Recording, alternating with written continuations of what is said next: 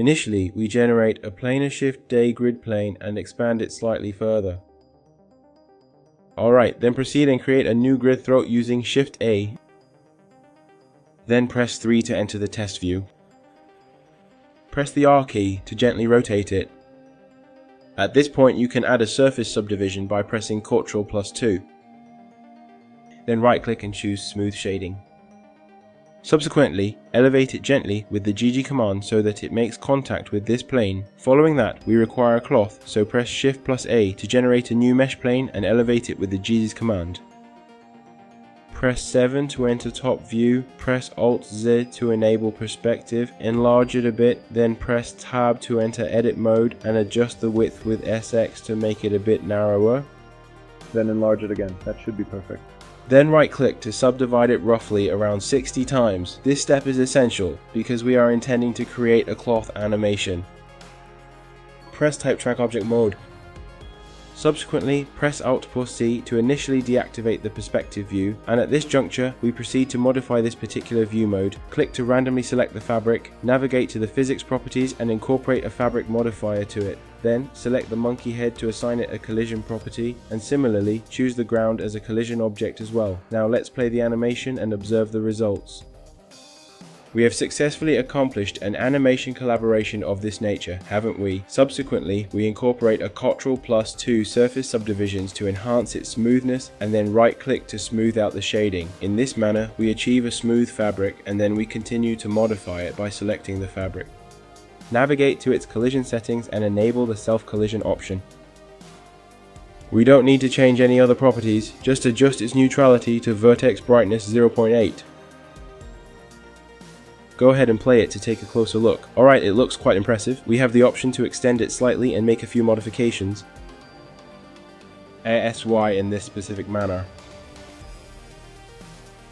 I'm capable of enhancing its thickness by navigating to the modifier panel and incorporating a generation, solidify. Give it a thickness of -0.03. N3 enters the test diagram for a natural vibe. It now possesses a thickness. Press the type to enter the edit mode. We select these two vertices and subsequently this one, then press Ctrl+H. Connect it to a new object and establish a hook for it, this particular one as well. Ctrl+H. After establishing two hooks, simultaneously select these two specific points, then proceed to the data section in order to configure a vertex group. Once that step is completed, switch back to object mode and select the cloth to access the physics settings. There's another one underneath the fabric. Select the previously mentioned vertex group for the fixed shape vertex group and let's take a look. These two vertices are securely fixed here and the remaining parts will naturally sag downward. Subsequently, we must create an animation to effectively drag it. At this juncture, we require an empty object, so we press Shift+A to generate a new empty object and select the single arrow. You are unable to observe it at this moment because it is positioned in the center. Utilize GZ to elevate it upwards, then modify its orientation. Press 3 to access the test view, RX, so it is at -90 degrees. Subsequently, scale it up slightly using the S key, then proceed to move it forward utilizing GY. Afterward, select these two empty objects by holding Shift, and finally, select this specific empty object and press Ctrl+P to complete the process.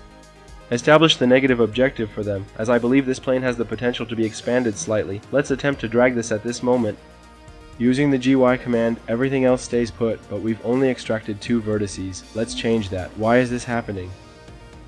Choose the fabric material and then proceed to the modifier section that is situated here. Next, position this hook in front of the cloth material. We will establish a keyframe at the position N at frame number 50. Then after an additional 10 frames, adjust its position slightly downward and set another keyframe with I. Subsequently, proceed to frame number 150, use the GY command, drag it forward slightly, and establish another keyframe using I. Now, let's play it and observe the results.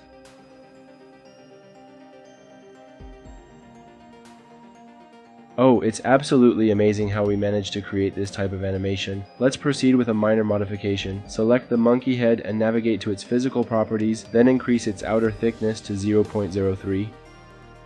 This way, it effectively prevents clipping. Once done, let's directly view the scene after adding materials and setting up lighting. Observe how impressive it is. We have successfully completed a fabric animation. It was quite straightforward. Did you manage to learn it?